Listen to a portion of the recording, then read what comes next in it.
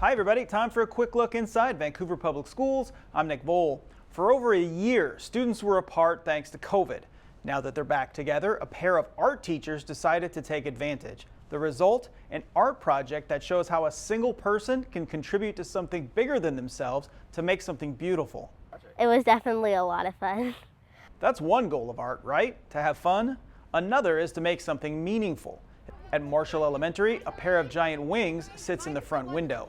Inspired by artist Kelsey Montague, teacher Amanda Apps had each student make a feather. Each grade level did different mediums, so like the younger kids used watercolors and the older kids had tempera paint, and then our kindergartners, they did the little polka dots with Q-tips, so that was fun for their fine motor. But yeah, every single one is different, and I love being able to get up close and seeing all of the little details. Everybody did feathers, and then they worked on it really hard. So that's why everybody should be proud of themselves. I did what I did on my feather because it says it has love, and it's like love for the whole school and our whole community.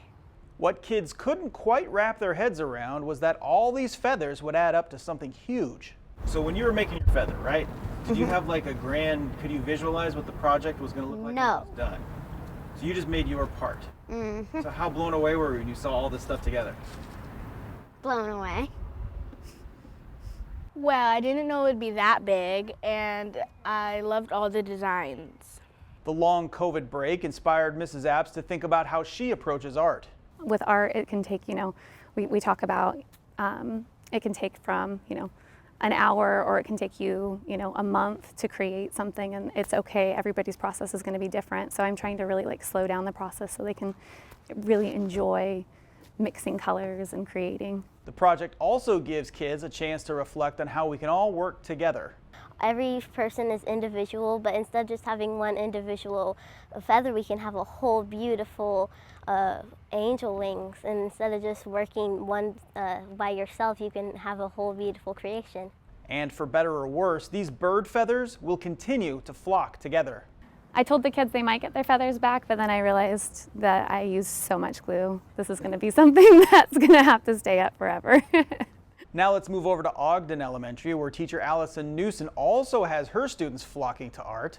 From a distance, it might look like a flock of identical white and black birds. Yeah, that's really cool, like an actual real bird flock. But up close, you can see that each bird has a child's name and a unique design. I like doing the lines and pageants. You can think of new ones, or you can look at the papers in the art room and do those, or you can create new lines. Students could copy patterns or create their own. I just thought really hard about it. Really unique designs, to me at least. Together, each little bird, like each little kid, is unique, but part of something greater. I think it's really neat for them to see their individual part become a whole, and then that kind of builds their sense of community within their classroom and within their school. I think it was really strong for them to feel a connection between their individuality and then kind of the whole group of the flock and the school. When it all came together, students gained a new appreciation for the power of art. Because you can do a bunch of things that are in art, like you could paint stuff, you could create stuff, and it'd still be art. Anything really. Their eyes light up when they see it on the wall, and they're like, oh my gosh, Mrs. Newson, I saw my art on the wall, it's so cool. Both Ogden and Marshall did the Wings and Flock projects. They hope to collaborate again in the future, maybe even doing a project together. Now, over at Alki Middle School, students in Mr. Young's photography class got to show off their work. In an ad hoc gallery space, students examined each other's photos, displayed on a series of iPads around the media center. I think some people in here are really creative and really talented with taking pictures. Students had to select just 10 photos out of the hundreds they took to demonstrate their mastery of photographic techniques. We took a bunch of pictures on rule of thirds, leading lines, and all that stuff to make it into one good one. I like the worm's eye view. Why is that? Because it was just fun to shoot. I got to get low on the ground and take pictures of a bunch of different stuff, like my car, basketball hoops and stuff. It was just fun. As they viewed, students took notes about the photos they were viewing, offering praise or constructive criticism.